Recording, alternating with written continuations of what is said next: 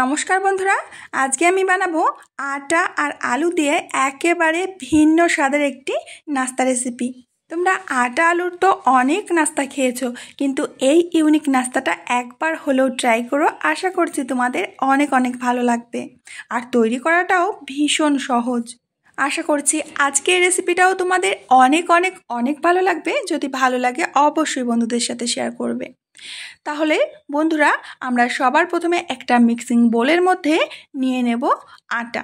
এখানে তোমরা ময়দা দিয়েও রেসিপিটা করতে পারো, আজকে আমি আটা দিয়ে করব। এখানে আমি 2 কাপ মতো আটা নিয়ে নিচ্ছি। সাথেই দিয়ে দেব স্বাদ মতো লবণ, আর সুন্দর একটা ফ্লেভারের জন্য দিয়ে দেব কালো জিরা। আর বন্ধুরা, এখানে আমি দিয়ে দেব 2 চামচ ঘি। ঘিটাকে আমি গলিয়ে নিয়েছি। ঘিয়ের পরিবর্তে তোমরা এখানে সাদা তেলের ব্যবহার অনায়াসেই করতে পারবে।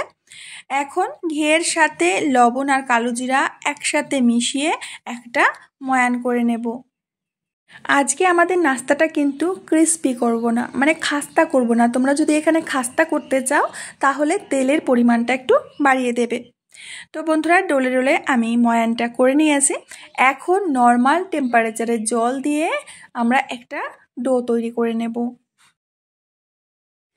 ডোটাকে কিন্তু একেবারে নরম করে মাখলে হবে না, একটু শক্ত টাইপের মাখতে হবে। তো বন্ধুরা, তোমরা দেখতে পাচ্ছ আমি সুন্দর একটা ডো তৈরি করে নিয়েছি। আর ডোটা কতটা শক্ত বা নরম রয়েছে তোমরা নিশ্চয়ই বুঝতে পারছো। এখন এই ডোটাকে ঢেকে একটু রেস্টে রেখে দেব। আমি একটা বড় সাইজের আলু আগে থেকে সিদ্ধ করে রেখেছিলাম। এখন এই আলু সিদ্ধটাকে হাত দিয়ে আমি ম্যাশ করে নেব। তোমাদের কাছে যদি ম্যাশার থাকে তাহলে ম্যাশার দিয়ে ম্যাশ করতে পারো বা গ্রেট করে নিতে পারো। তো আমি হাত দিয়েই খুব ভালো করে ম্যাশ করে নিয়েছি। এখন এর সাথে মেশাবো আগে থেকে কেটে রাখা বড় সাইজের একটা পেঁয়াজ আর লঙ্কা কুচি, সাথে দিয়ে দেব ধনেপাতা কুচি, আর মশলার জন্য দেব ধনিয়া গুঁড়ো, আর দেব হাফ চামচ জিরার গুঁড়ো, আর সাথে দিয়ে দেব অল্প একটু চাট মশলা, আর দিয়ে দেব সামান্য একটু গরম মশলা। এখন হাত দিয়ে খুব ভালো করে সবজি আর মশলাগুলোকে মিশিয়ে নিতে হবে। বন্ধুরা, একেবারে সহজ রেসিপি, খেতে ভীষণ টেস্টি হয়, অবশ্যই একবার ট্রাই করবে। তো আলুটা খুব ভালো করে মেখে নিয়েছি, আর এই আলু মাখাটা তোমরা এমনিতেই ভাত দিয়ে খেলেও ভীষণ ভালো লাগবে। এখন দিয়ে দিচ্ছি অল্প একটু কাশ্মীরি লঙ্কার গুঁড়ো, এটা শুধু কালারের জন্য আমি দিয়েছি। তো বন্ধুরা, আলুর পুরটা রেডি হয়ে গেছে। এখন আমরা যে আটাটা মেখে রেখেছিলাম সেই আটাটা আমরা কিচেন স্ল্যাবের উপরে রেখে আরও একটু মেখে নেব। বন্ধুরা, আশা করছি আজকের রেসিপিটাও তোমাদের অনেক সহজ লাগবে, আর যদি ভালো লাগে বন্ধুদের সাথে অবশ্যই শেয়ার করবে। আমি পুরো আটার ডোটা দিয়ে কিন্তু বড় সাইজের একটা রুটি বেলে নেব। এখানে আর আমি লেচি কেটে ছোট ছোট করে বেললাম না।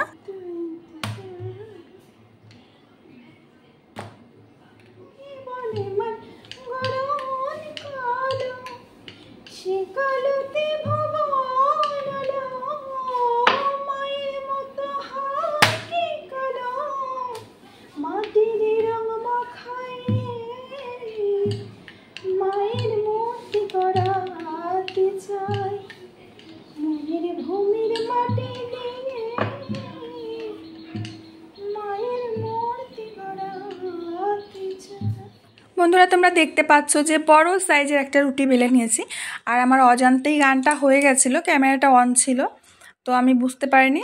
তো আমি মায়ের নাম শোনানোর জন্য আমি গানটা আর কেটে দিলাম না।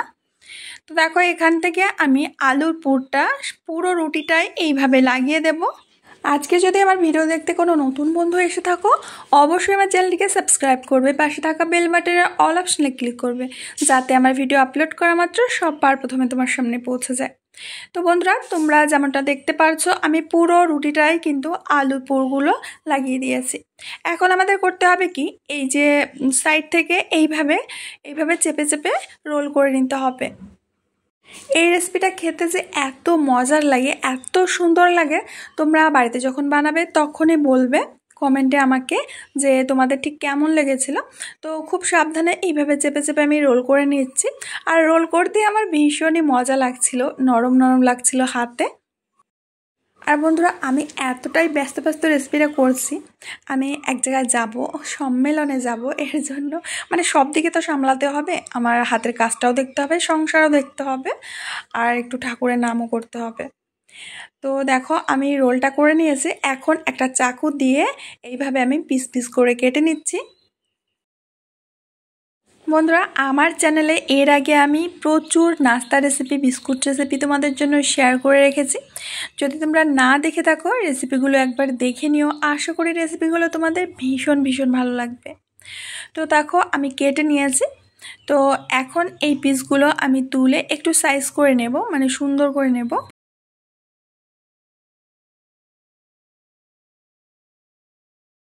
তো বন্ধুরা একে একে প্রত্যেকটা নাস্তা আমি এইভাবে ডিজাইন করে দিচ্ছি, আর এগুলো দেখতে কিন্তু খুবই সুন্দর হয়েছে।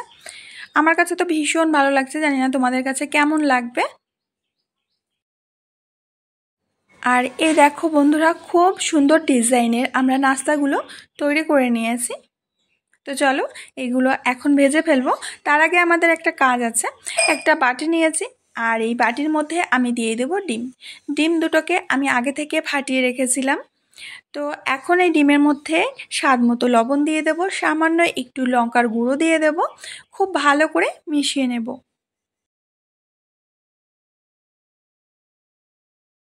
এখন একটা বাটির মধ্যে দিয়ে দেব 2 চামচ মতো ময়দা, সামান্য একটু জল দেব।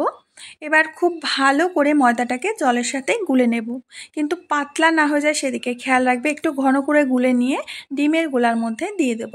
এতে আমাদের ডিমের পরিমাণটা কম লাগবে, আর কিছুই না। তো আমি 2টো ডিম নিয়েছি, মোটামুটি এখানে 4টে ডিম লাগতো। আমি এই ময়দার গোলাটা দেওয়ার জন্য 2টো ডিমেই হয়ে যাবে। এদিকে তেলটাকেও গরম করে নিয়েছি। এবার এই ডিমের গোলার মধ্যে আমি একটা একটা করে নাস্তা দিয়ে দেব। তোমরা চাইলে এখানে ডিমের পরিবর্তে শুধু ময়দা বা আটা গুলেও কিন্তু নাস্তাগুলোকে কোট করে নিতে পারো। তেলটাও এদিকে গরম হয়ে গেছে, আর গরম তেলের মধ্যে একটা একটা করে নাস্তা আমি ছেড়ে দিচ্ছি। তেলটাকে কিন্তু খুব বেশি পরিমাণে গরম করবে না, মানে ধোয়া ওঠা গরম কিন্তু করবে না, তাহলে নাস্তাগুলো দেওয়ার সাথে সাথে কিন্তু পুড়ে যাবে। তো একটা পাশ হয়ে যাওয়ার পরে আমি এইভাবে উল্টে দিচ্ছি। উল্টে পাল্টে নাস্তাগুলোকে প্রায় মিনিট 5 সময় নিয়ে ভেজে নিতে হবে। আর আমি যেমনটা তোমাদের বলেছি, তোমরা যদি নাস্তাগুলো খাস্তা করে খেতে চাও তাহলে ময়ান দেওয়ার সময় তেলের পরিমাণটা একটু বাড়িয়ে দেবে, আর ভাজার সময় সময়টাও একটু বাড়িয়ে দেবে, তাহলে খাস্তা হয়ে যাবে। তো নাস্তাগুলো আমি তেলে ভেজে তেল থেকে নামিয়ে নিয়েছি। ক্যামেরাটা অফ হয়ে গেছিলো, আমার কপাল খারাপ। তো এখানে তোমরা দেখতেই পাচ্ছ খুব সুন্দরভাবে ভাজা হয়েছে। এখন আমি একটা প্লেটের মধ্যে সার্ভ করে দিচ্ছি। আর এগুলো দেখতে কতটা সুন্দর হয়েছে নিশ্চয়ই তোমরা বুঝতে পারছো। আর বন্ধুরা এই নাস্তাগুলো দেখতে এতটাই সুন্দর হয়েছে যে দেখবে তারই কিন্তু দেখে খেতে ইচ্ছা করবে। আমি এটা টমেটো সস দিয়ে সার্ভ করে দিয়েছিলাম, কিছু না দিয়েও কিন্তু এটা খাওয়া যাবে। তো বন্ধুরা আজকে আমি এখানেই বিদায় নেব, আবার দেখা হবে নতুন রেসিপির সাথে। ততক্ষণের জন্য সবাই ভালো থেকো, সুস্থ থেকো। কমেন্টে অবশ্যই জানিও যে আজকের নাস্তা রেসিপিটা তোমাদের কেমন লেগেছে।